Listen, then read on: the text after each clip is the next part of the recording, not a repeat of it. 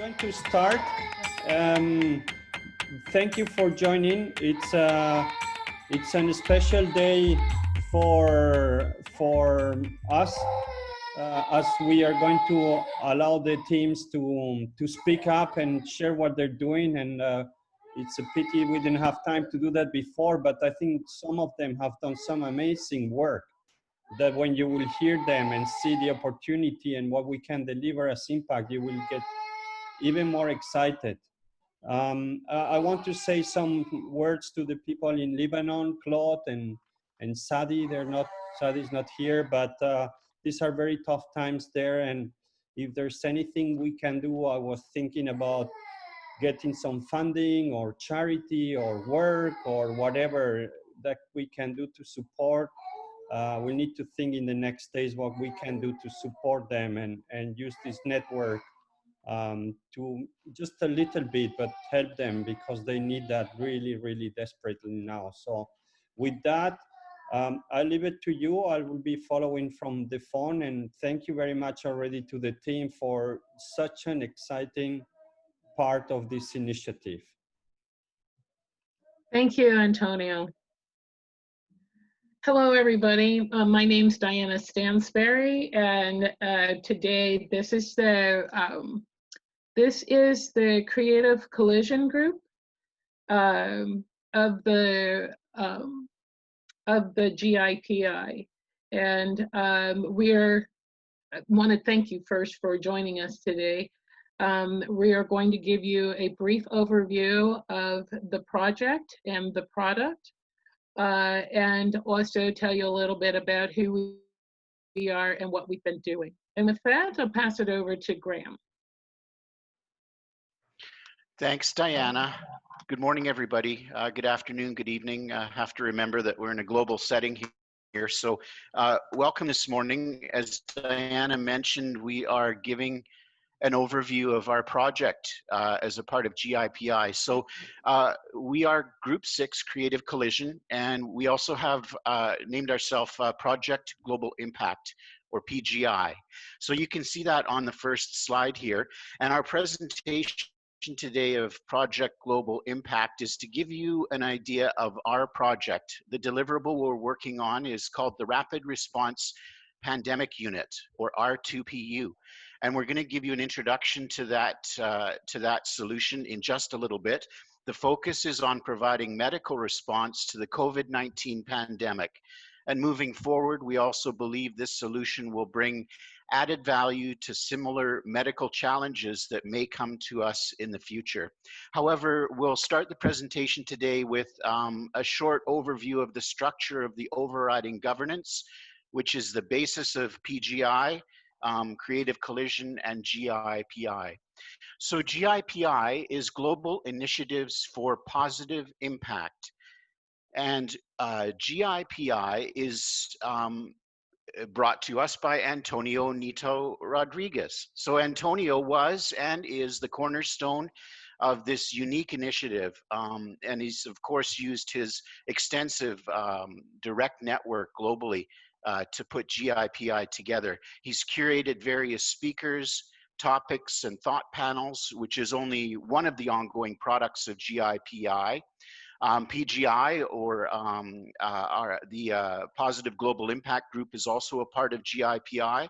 The scope includes professionals, networking from a multitude of various backgrounds. There's a focus on project management, and one of the catalysts of GIPI was the Project Management Institute. So that brought together so many people from project management and different areas in business, education, and governmental assets. And GIPI, we will see it'll assume a role in the project economy moving forward. So in terms of the challenge for PGI and Project Global Impact, our aim, as I mentioned, is to partner with medical providers and governments to combat the virus and its aftermath. We've put together a 5-prong response as a part of PGI's initiative. So let's go through those 5 responses. Testing, number 1, that's so crucial to what we're facing right now. Research and education group in our PGI group is going to keep tabs on asymptomatic trends, and if available, we'll gather data, and that can be correlated for predictive values moving forward. Number 2 on our list is suppression. So mobility with the R2PU will give this mobility to suppress the pandemic, and it gives the ability to prevent transmission by attending outbreaks and keeping track of hotspots. Number 3 on the list is control. Of course, this is critical, and control is provided through detection and monitoring, also data gathering and sharing, and it provides a real-time response. Number 4 on our response list is recovery.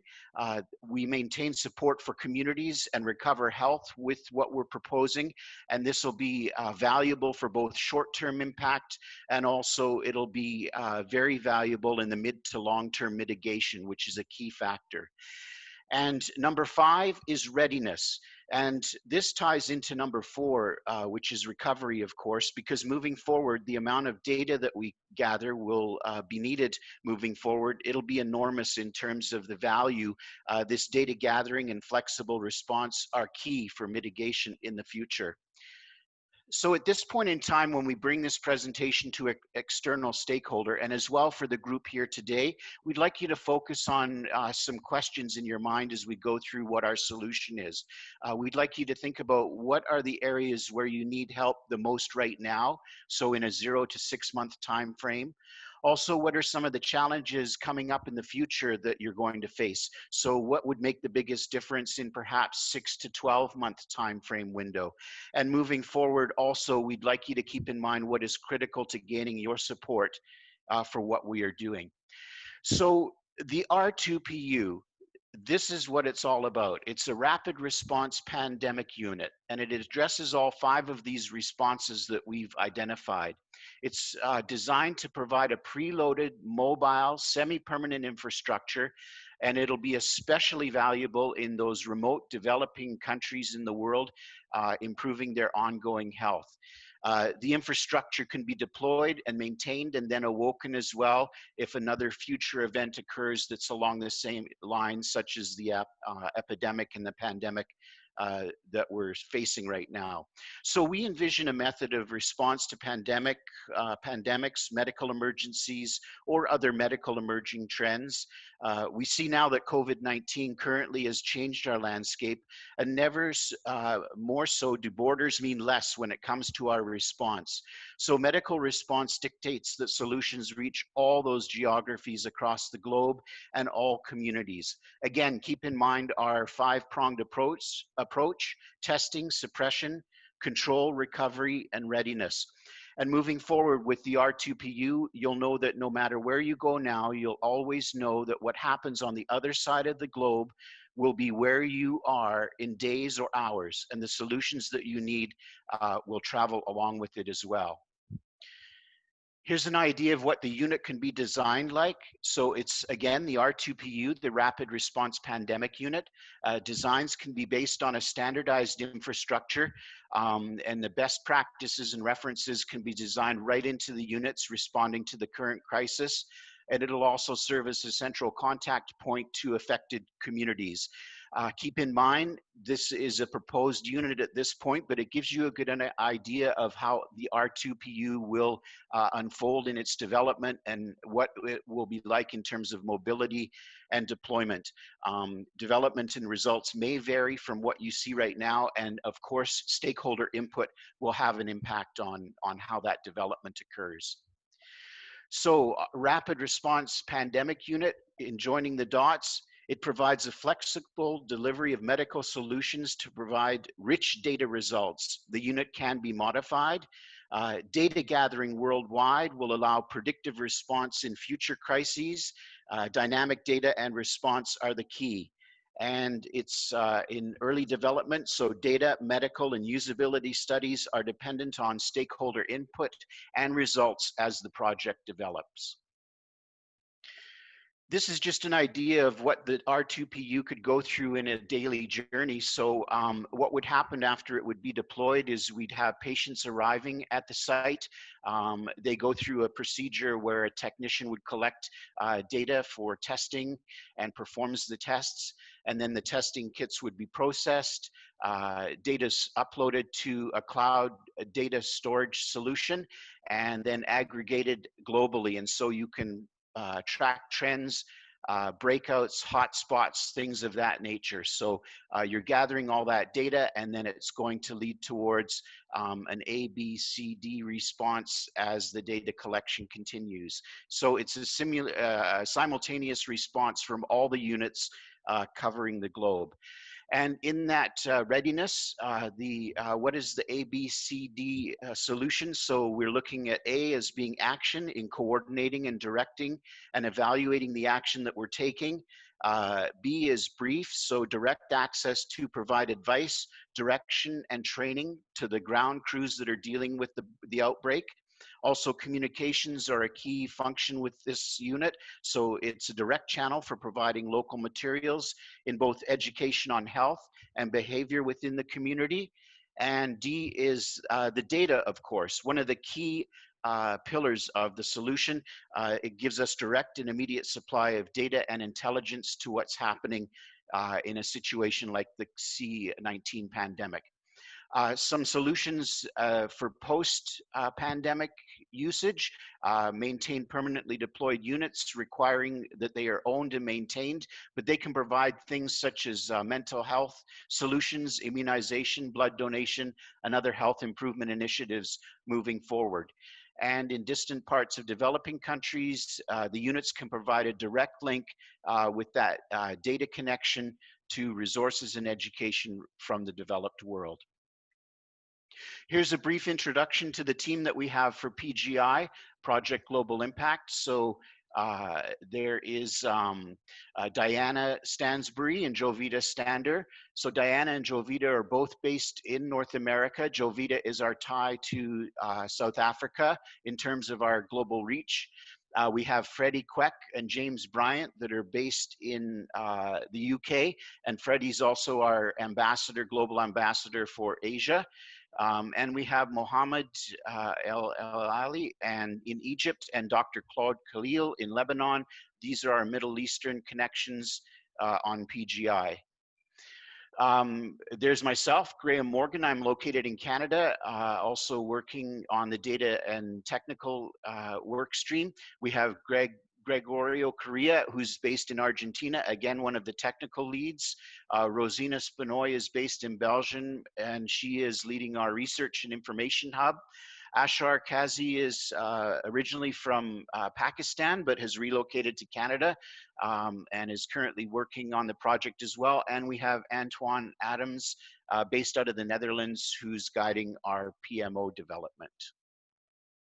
And you can see from our map here, we do have people in all parts of the globe. So there's a global reach, which will give the R2PU networking connections and the ability to advance this protection in terms of medical supply and usage, and also a global reach in terms of stakeholders we can get on board and provide the ability to prevent and deal with a pandemic such as the one that we've been through. And so that's an overview of R2PU and Project Global Impact.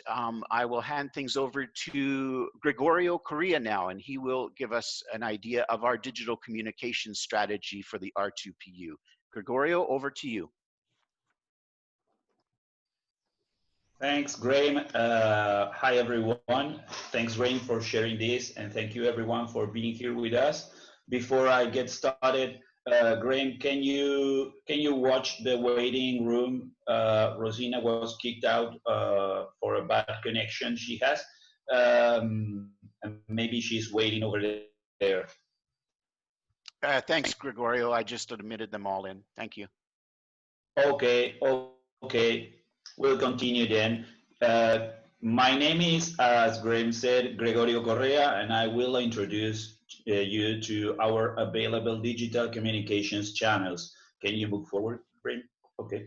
First of all, I would like to present our LinkedIn organization page. We shared our project information and every member is connected and reachable here. So we are able to get in touch with other LinkedIn members. Also, I ask you to join us there and endorse our LinkedIn presence page to your network as well. Finishing my presentation, I will post this LinkedIn page in the chat. Can we go forward? So our second digital channel is our web page. It is a work in progress, but so far it has the main information for PGI and the executive team, the challenge and responses that Raymond was talking about before, and the R2PU as a product to respond to all of this. Also, at the bottom of the front page, we have a contact form that keeps us connected with our audience. And now we can go forward, Graham.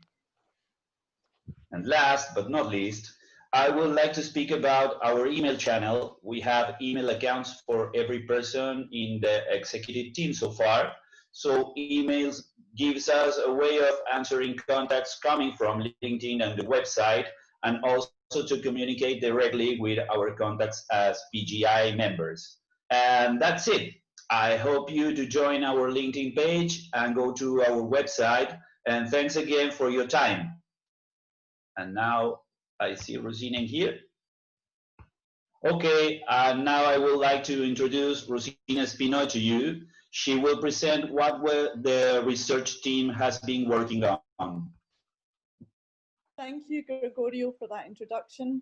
Indeed, the research and information team. So I'd like to just share what we've been gathering with regards to what our focus is and where we're going, and the research and developments in different areas that we may be potentially working on with the R2PU and the Mobile Crisis Response Unit.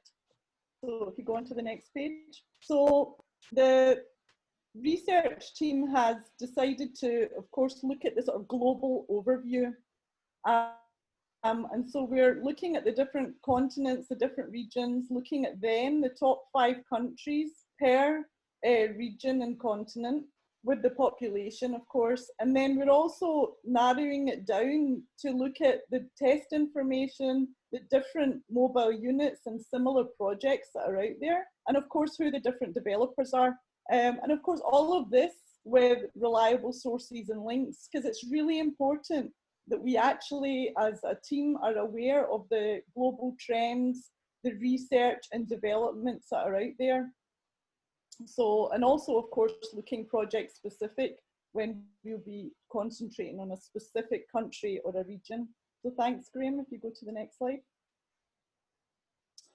And within the research and development, there's so many different elements that we have to consider. So we're of course looking at technology, health tech, AI, a lot of the data gathering that has already been done and that's out there.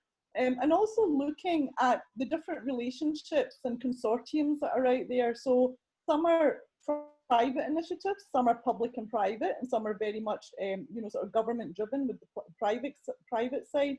And also very much looking at the design, looking at the materials, and all the different kind of innovations that are out there at the moment, as well as, of course, looking at what is the local climate within that country or that region and what's going on and what's happening. So it's trying to have a kind of global awareness. So if you go to the next slide, Graham, thanks. So what have we been gathering and how have we been doing this? I think it's important also to have a little bit of the kind of design thinking and testing out different tools, different strategies for gathering this information. So we started with a kind of interactive, very attractive tool of Prezi, which has been very interesting to work with, where it's been really zooming into the regions, into the countries, gathering the different information. Also incredibly attractive if it's a case of presenting it to potential stakeholders, of course. And then also gathering information through the Word documents in our team, because there's a lot of information out there. And so we have to narrow it down, of course. So then we're looking at the data gathering and data tools, but also putting it into Excel and then extending each of the time that we're going to a different tool, we're developing the process and going further into detail. So the next slide, please, Graham.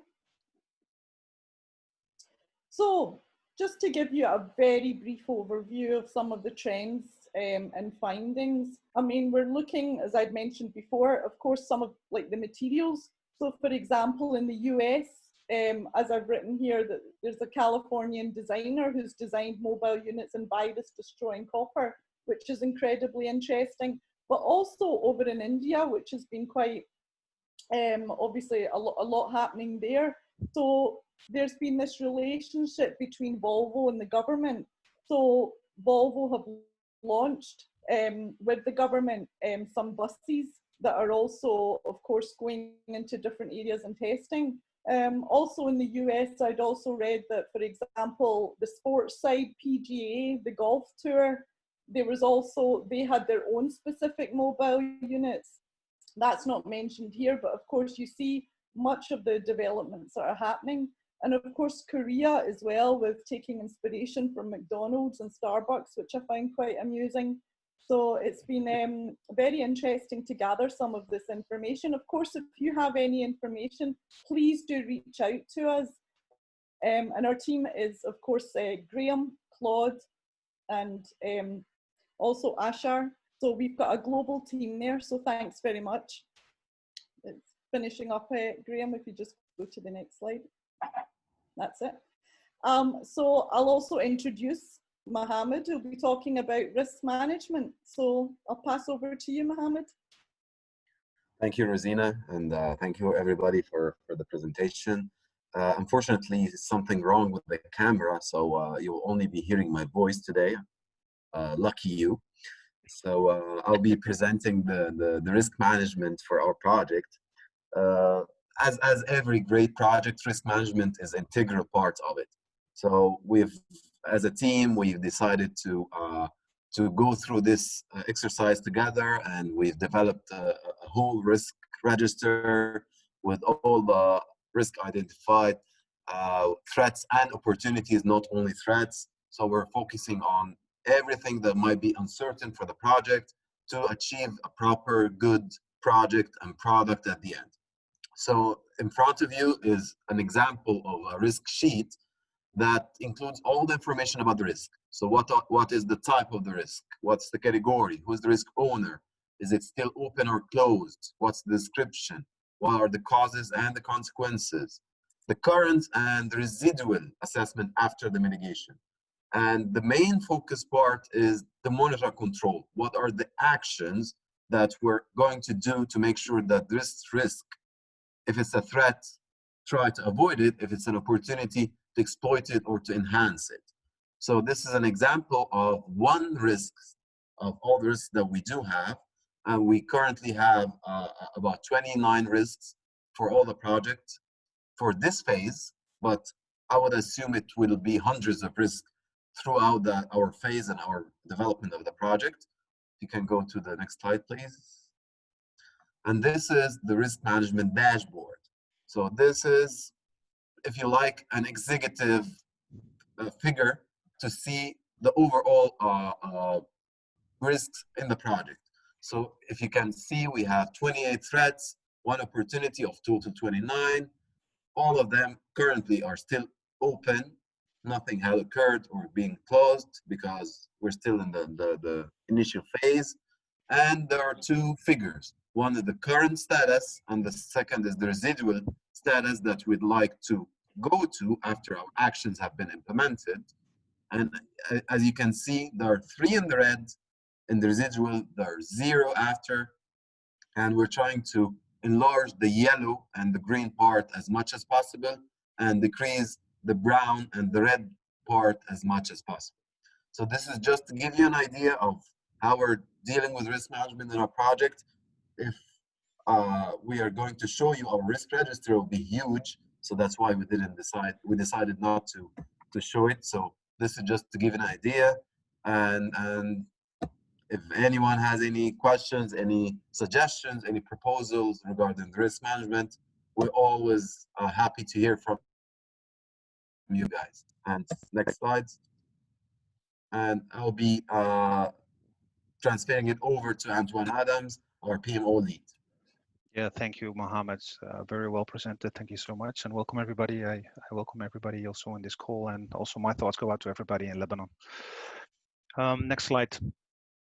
With the PMO for this project, we are actually looking at the PMO from 8 core dimensions, where we then look into 23 sub-dimensions to take a grasp of all the wheels and ideas that are turning inside this project, and to categorize them and to help the team to eventually visually represent back and prepare and provide tracking where needed and possible to the team, so they can make the well-known decisions that they need to make.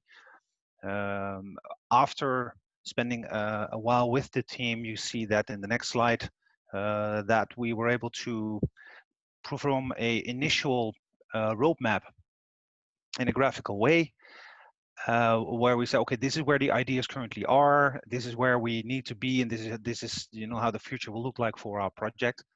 That then resulted into the next slide, which then represents also a part of what Mohammed just told. You see there 29 open risks, currently 7 actions out, 2 minutes are still to be approved, and there are some tasks of work down, so a breakdown that need to happen.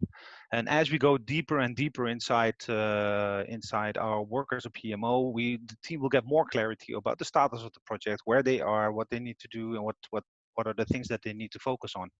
And everybody can imagine that running a project like this with so many wheels turning, it's sometimes hard to keep the focus. So our role is, and our responsibility to this project is to advise the team on, guys, we need to focus on certain points, or you need to look at what we got here, or look at what another company did over there. Maybe it helps us, maybe not. And also help them to do deep dives. If you go to the next slide, you see a nice example indeed of a risk management dashboard, which was derived from Mohammed's presentation earlier. So where we then say, okay, let's categorize a little bit deeper into a global overview. What kind of risk categories do we have, and the list distribution do we see? How are they then distributed in general, and how do the risks behave actually over time? Now you see that the initial risk has been done, and what you will see that in the bottom graph, risk will then float from top to bottom. So the idea is that the red ones will eventually disappear and the green ones will rise. So, and that gives us a little bit of a view and a feel how the trends in the projects are happening, and that would give a lot of clarity about what's happening inside the project to help the team who is responsible for strategy and planning to make weighted decisions on, okay, what's the next objective that we need to work towards, and how does that then look like? So that's, in a very, very short nutshell, the work and the job that we have as PMO. So I'll repeat again, to visually represent back to the team what it is that's happening currently inside the project, so they can make weighted decision about where to go, and also provide them with advice from knowledge bases from various companies that we have around. So, and with that, we'll go to the next slide, and we'll give the word to Juvita, who would tell us a little bit about the Africa project that we are currently working on. Thank you very much, Antoine, for the introduction. I am actually very excited just to talk very quickly about a potential project that we have already on the table. Could you please go to the next slide, Graham? Thank you. We have been approached by a stakeholder to use our project as complementary to their original concept for a project in Africa. Currently, we have already submitted a proposal, a very high level, and this will be a pilot project potentially with 2 sites, with being operational already in November 2020. So we have been working actually quite hard, and some of us have been losing a little bit of sleep about this, but it's all in, for the right reasons. The original project is basically development labs and social incubators, and the R2PU would be complementary to this project. Currently, there are international and local agencies involved, and we are looking forward to what is going to happen in the next couple of months. I also just want to highlight that The R2PU has got, the initial thought was, or the main purpose of the R2PU was to use it for testing against COVID-19. But the R2PU, with its flexibility, lends it also to be used for other things, other services, like for instance, call centers, labs, training centers, and so forth. So we do have a lot of flexibility within the R2PU to be used for other services. So with that, that's all that we have on the project right now, and we will be happy to answer questions pertaining to this project if there are any specific questions. Could you please go to the other slide, Graham? Thank you. After you've seen the presentation and what we've been doing with the project and how it has developed, although we are, have excellent team members on the PGI team, there are opportunities for the greater group, the GIPI team, to get involved in our project, and this is where we are seeking assistance and where you could help us. So in terms of business model and business case, if this is something that perhaps you do in your day-to-day job and you do it for a living, or you've got expertise and experience in that, and you could perhaps just give us some assistance in terms of advice with regards to these two topics, we will appreciate that. Also in the various regions and countries that you find yourself, maybe you could assist us with contacts to suppliers and vendors, because it's always just easier to have somebody in country that knows the culture, that knows the vendors and suppliers, than us trying to do this sort of remotely. So if you could help us with that. Also, we are looking at setting up the PGI legal entity so that we can commercially deal with vendors and other stakeholders. And we would need some information and advice how to set this up. So if that is one of your areas and you could just have a chat with us, it will be very helpful to us. The last two things that we are looking for some assistance in the healthcare sector. Medical advisors, we do have Dr. Claude Khalil, who is one of the PGI team members, and she is in the medical field, but we would welcome more medical advisors and also medical endorsements to the R2PU. Lastly, stakeholder contacts.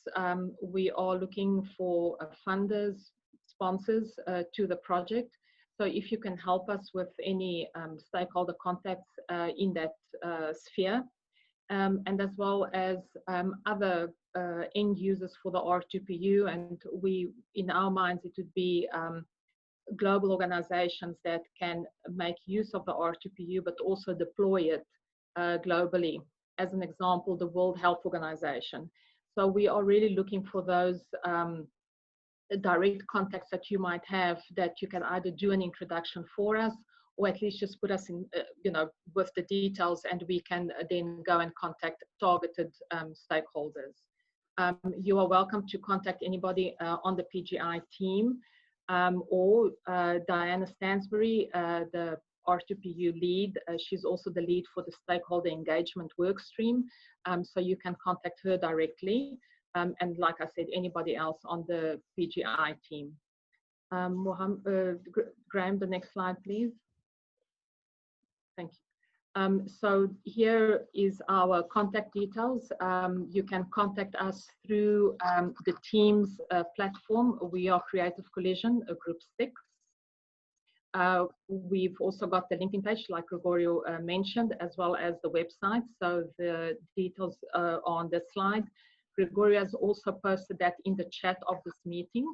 And if everything else fails, you are welcome to contact Antonio, and he will be able to put you in touch with us. So on that note, I would like to thank you for your time, and I'm going to pass it on back to Diana, and we can then take it from there. Thank you. Thank you. Thank you, team. That was an incredible introduction of what we do. I think that was a really good overview, but more importantly, it depends is what you think. We're really anxious to get feedback, input, support, and so we welcome your questions at this time.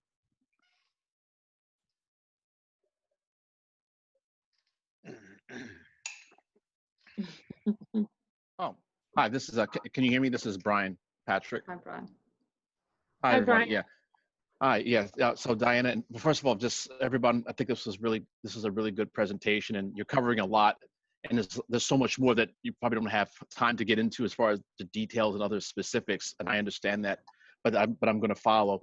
The question I had is, I helped years ago. I worked with an organization called the International AIDS Vaccine Initiative, or IAVI. They're based mostly, I think, out of France, India, and they were trying to come up with a viable vaccine candidate for HIV. And they went through some of the same challenges that you're going through, doing it in multiple regions and trying to gather data from multiple medical experts and things.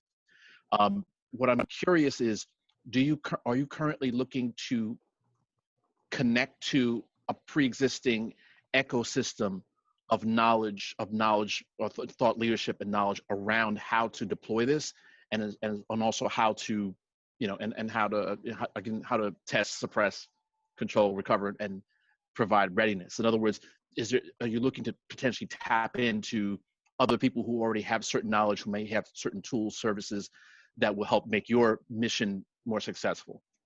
I guess that's my question, basically. Okay. Thank you, Brian. That's a great question. I will attempt to answer it, and then anybody on the team who wants to chime in, please do.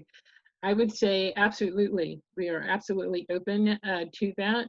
We're open to relationships that are supportive or that look more like partnerships or even joint ventures. We are mission driven, Brian. Our purpose initially for gathering and even being part of the GIBI PI is to make this world a better place, to respond to this crisis in any way that we can, however small. In my own opinion, if we save one life, then all of our efforts would have been for good cause. And so absolutely, we are open. And if you have such a resource, ecosystem or a support base for us to look at or to introduce us to, we would be so very, very open to that. So thank you. Okay, and one thing I'll add to that is that at HSBC, we do have, there's a number of types of outreach that we do connect to for a number of different charitable or nonprofit or initiatives like this one. What I can do is let me check internally and see what's happening, because so many things have changed over the last several months, but anything that is COVID-19 specific is going to be highlighted much more so, or anything diversity and anything dealing with diversity and inclusion and or COVID-19, the bank is very geared towards, as you can imagine. So there's a whole ecosystem that the bank has been looking at in multiple countries. So I can, if you think it'd be helpful, let me check internally and see what we're doing in the COVID-19 space in terms of help, in terms of advancing knowledge and sharing knowledge, and potentially even resources. I can check to see what's happening on our side and then get back to you if that's okay. That's more than okay. I look forward to it, and I just want to make sure that our communication is open, or how you might contact us. Do you have access to Teams? There's actually a whole ambassadorship that we have as part of what we call HOST. That's an intern. That's really IT. It's mostly IT, but it's involves cybersecurity and other groups that I support. But what they do is they have volunteers. But of our group, there are people who specifically get involved in volunteer efforts, and the bank actually gives us the ability to gather together and to take a portion of our time per month to devote towards certain things that are helping the public good. So, which I think is a great thing. It's, some banks talk a good game, some companies talk a good game, but I've honestly seen over the past year, I've seen the bank do a lot of good things in terms of clean water initiatives, a lot of the diversity and inclusion, restorative justice. There's a lot of stuff that they've been doing. I'm quite impressed with what the bank's doing. And COVID-19 efforts and relief is just absolutely, that has to be in the top 2 of any list, you know, in terms of charitable things. So yeah, there are groups of people. And again, the more COVID-19 related it is, the more likely that there could be people, there are teams that could be internally formed. There's a whole process behind that. I won't get into that right now, but I can take it up the flagpole, see how many are interested, who wants to commit, and then I can come back to you with more details if that sounds good. Thank you very much, Brian. I think what we will do, Brian, is send you just our contact details so that you do have that, and we will do that just right after the meeting. Thank you. Absolutely. Please do, yes. Thank you. If I can help in any way, that'd be great. Thanks. We have a couple of questions in the chat, so I just want to go over those, and we will try to respond to those. So the one thing was to display the picture of the unit again. So Graham has put that up. Thank you. Suzanne Davenport, you are asking if Russia and China are involved. Perhaps you just want to expand on that question. I'm not sure how to interpret it. If you're thinking, do we have ambassadors in those 2 countries, or are they involved in terms of the unit itself? So perhaps if you could just unmute yourself and expand on that. Thank you. Hey, Jovita and everybody. Rosina, just make a point about this being broadcast on Facebook. Should we continue the recording, or should we stop the recording and continue the Q&A? I believe Antonio does record the questions and answers as well. So if Antonio is on, he can perhaps guide us on that. I'm not sure. I don't know. I would keep the question recording if that's okay for you guys. And thank you, Antonio. Facebook, yeah. Okay, I'll step in. I'm Suzanne Davenport. I'm in Richmond, Virginia. And I was just curious only because it feels like something of this scope and magnitude needs the participation from countries such as Russia and China. And I won't begin to tell you how to make that happen. If I knew the answer to that question, I would not be sitting on this call right now. WHO. Thank you. Someone want to take that? I will if no one else will. Go on, Dan. Okay. Well, let me comment. Thomas Valenta from Germany here. So Diana, I want to commend you and your team for this great presentation. You know, very comprehensive, very understanding, and great results. What you have here, and I saw your face all the time, and you were smiling. And you really enjoyed it, and you know, that's a good thing of Zoom. You see people how they react. It's not so impersonal as we always think. About the solution, you know, I was interested in the last slide where you showed your request for support, and I was thinking about the business case, and it includes normally the benefits for local things, you know. And my question to the benefits would be, if you considered already some connectivity and some exchange of data, of information between the local implementations of your product. You know, if that's going to happen in Africa, in China, in Russia, and elsewhere, you know. Is there a benefit of connecting and exchanging data, and is it something you already considered, or should it be in the business case that it is a global solution? And let me, before you answer that, just make a comment about the Russia and China thing. I think we live in a world of where the systems are more and more fighting each other, and walls are going up. And as you consider to establish a legal entity, I want to make the remark maybe that legal entity should be in the legislation of a neutral country, neutral legislation like Switzerland or whatever, you know, you have, which is being accepted by all of these a little bit infighting organizations right now, which will go on in the next years anyhow. So, thank you. Thank you. Thank you, Thomas. Maybe somebody from our engineering team might want to respond to the part of your question with regards to communications. Anyone? Hi, it's Antoine from also the engineering team. I don't know how your Klingon is because we have a rule in the engineering team that we only speak Klingon. No, it's what you asked about data, about the data and the shareability of data. Yes, we have absolutely considered that, and we are totally working towards that. You have to see that the data we will be gathering is, of course, personal data initially, because it's a personal test from a person identifying himself. So we can literally say, hey, this test belongs to that person. And then he has the ability to say, okay, share your data with us, with the global community, anonymized. So we can do bigger trend and statistical analysis on it, but also be able to share it with governments and with health organizations when requested.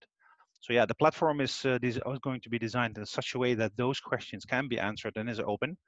But of course, it also hangs on the local legislation on how to go on with data and personal data, GDPR rules in Europe, possibly the rest of the world, but also in what's the person's permission, what is he allowing for us to provide, and that's absolutely a thing that we're thinking about, and that's hugely part of our detailed design, which is currently being built.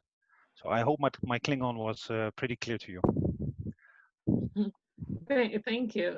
Thomas, did that answer your question, that part of your question adequately? Well, I would just like to... It did. Thank you, Diana. Okay. I would just like to add on, not so much answer your question, but to Susanna as well. I think at some point globally, we're all going to have to come into the recognition that this virus anywhere is a threat to all of us, everywhere. So unless we deal with it globally, we will continue to be running after it and it being in control of us, our health, and our economies. So if we haven't come to that realization yet, I expect that we will be forced to at some point to realize that this is better handled in a global manner with cooperation across the globe. So if they aren't, if we aren't in contact with them now, then hopefully we will be in the future. We are certainly open to ambassadors and people on the ground from all over the world to join us in this effort to combat COVID-19. Thank you, Diana. Philip Lingard, you have a question in the chat asking, is this a delivery unit for testing and vaccination? And the answer is yes, and also more. So it's that would be sort of the main focus, but we can use the unit for other services as well. And I hope that has answered your question. I have a question actually that segues on that, if I may. Sure, Paula. Yes, thank you. I love all the work that you've been doing on this, and I'm sorry I haven't been more involved, but wonderful work. I have an observation. I just was wondering whether or not you'd consider this in the design of the R2PU unit, if you're considering it for testing as well as for vaccination. Some of the vaccines that are being proposed require extreme refrigeration. And I saw that on the last, noticed it specifically on the last COVAX call that was presented with Peter Diamandis and his team. They're presenting a different sort of vaccine. So whatever the vaccine that is going to be out on the market soonest or quickest may or may not need extreme refrigeration in different parts of the world. It'll require extreme refrigeration regardless, but it may be more logistically complicated in different parts of the world where that's the infrastructure is not available.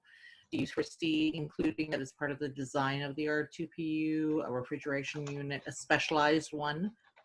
Or are you thinking of bringing on an ancillary unit for refrigeration? Or this is just a logistical design question I have. Yeah, if I could take that one. Claude and I are just at the beginning stages of looking at what we need for a pop-up lab. So, and definitely refrigeration and freezer are part of that. So that is, we're in the discovery phase of that now. But I expect that that process will move pretty quickly because we have the basic unit, and it's intentionally simple as a basic unit, so that that it can become whatever is needed in the community, whether that be for testing, or if it's for a call center for contact tracing, or if it's for a lab. So yes, we are definitely looking at that. I hope that answers your question, Paula. It does. Thank you. Just in the interest of time, Philip has got a follow-up question, and James also wants to make a contribution. So Philip, if you could comment or ask a question, and then James will then go after. Thank you. Right, thank you. Yeah, Philip Lingard from Malta. We've tested about 25% of the population, which is rather straightforward given there's only 500,000 of us. And I've been tested. So if you're going to do testing, then you need refrigeration for the samples. You need storage space for the swabs before they use and then afterwards in the record keeping. So there's a lot of physical requirements. Also PPE, personal protective equipment for the people doing the swabbing. Disrobing space for the person who has done the swabbing, because bear in mind that they've been in contact with people who are quite likely highly contagious. So, you know, by the time you finish all that, I mean, looking at the mobile pop-up units, which we've got here in Malta, you need something, at least 4 times the size of this if you're going to do testing. Okay. Philip, the R2PU is, it's preloaded with all the PPE. We plan to, because the idea was to have these rapidly deployable, they already have everything in them to set up drive-through testing. So the patients are not going through the unit. James likes to call the unit the command center. Going to come back. I'm sorry? The staff are going to come back from outside. So yeah, we do. We have, because it's disrobing where you have the biggest problem of contagion. Right, right. So we do have, we did anticipate that they would have to doff the PPEs, and so it's a behind the unit kind of a thing. We do have hot zones where we know that where we're actually swabbing people or testing people, and treat those hot zones differently than the other areas. But the patients are not in the coming through the unit at all, and the doffing happens outside the unit as well. And so those are kind of the protocols that we are dealing with. In fact, we are preparing, or will prepare, some of the training materials to help with how to offload the container, as well as a test site behavior and the safety protocols. So. And you'll need water and power. I'm sorry, one more time. You need water and power. Actually, in the design phase, we looked at that, and then we looked at trying to keep things simple, anticipating that the R2PU may be dropped anywhere in the world. So we have discussed even a hand sanitizer versus a sink, where water may not be available, and all of those different kinds of things. So we just like to keep the R2PU versatile to be able to address whatever the needs are in the local community. Right, but thank you. You have solar powers. Yes. Can I? James, okay, yes. go ahead, James. Can I pick up? So Philip, you raised some really good points, and if you've got some anything you can supply us with on the requirements, that would be really, really helpful. Yes, so we've devised this as a modular structure. It's still developing in terms of, you can imagine the requirements to deploy in somewhere like Malta will be probably quite different to deploying in the middle of the African bush somewhere. So we've got multiple streams looking at the type of power we have, what infrastructure we can plug into, and even the phase of electricity we might need to use in different places if it can plug into existing infrastructure. Now, the first deployment that we're looking at the moment that Jovita alluded to would actually be plugging into existing infrastructure that as part of a module that would go in with other modules, you know, where someone's already got a footprint that's going onto the ground.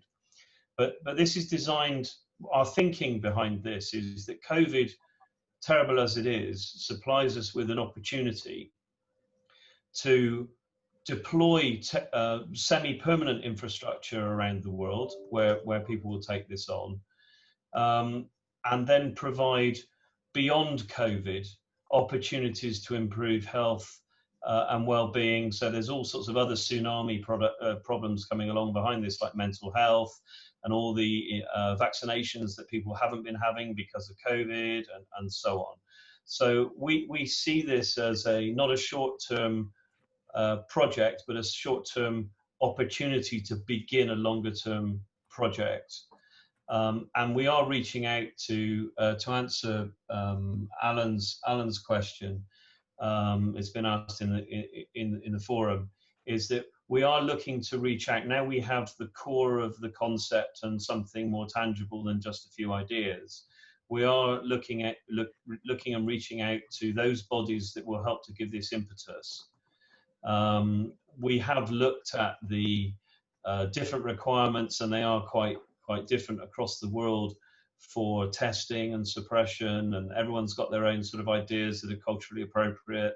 So there's an awful lot of adaptation to a module to make it work in a specific context. And what we're doing is our best, and you know, we have got limited capabilities at the moment, but our best to make sure that when it goes in the most appropriate way, so that the community have ownership of what we're doing. It's not something that's being done to them by some, you know, body living in the hills of Switzerland or something that knows nothing about what they're doing. So this is we're a catalyst of making this happen. And that's why we need, you know, and that's why we're doing this sort of thing. We need the involvement of as many people as possible to make this a reality, because frankly, it's enormously surprising that this thing doesn't already exist, that no one's thought to do this. And we were sort of pinching ourselves thinking, well, COVID is this huge opportunity to put something permanently or semi-permanently into place. If I can just mention the data issue very briefly, is that we do realize that the data issue is going to be massively sensitive to the local rules, regulations, countries, and so forth. If we can bring all this together and enable global suppression, then that's going to be absolutely fantastic. But if it means we can just suppress it within one country because they won't let the data go beyond, then we'll take that as well. It's a capability, not a regulation that people have to comply with for us to be interested in helping. So, and that's me. Thank you. Thank you, James. We have reached the top of the hour. I know that Antonio is quite stringent, you know, we need to finish, and we do appreciate your time. So Diana, just a couple of last words before we close the session. Thank you. Thank you, Jovita, and thank you everybody for your questions and your support. We're at top of the hour and it's time to end the day, but this is the beginning of something great, and I would like this dialogue to continue. So if we didn't answer your questions today, please give us another opportunity by joining us in Teams, or submitting your questions and opening the dialogue on our website is another way of contacting us. We thank you all today for your time and attention and your support, and hope that you leave today given this more thought. And if you, and in the days to come, if understanding what it is that we're trying to do, if you recognize any resources that might be available or useful to this team and this project, please do bring them forward. And thank you for your time and attention today. Thank you.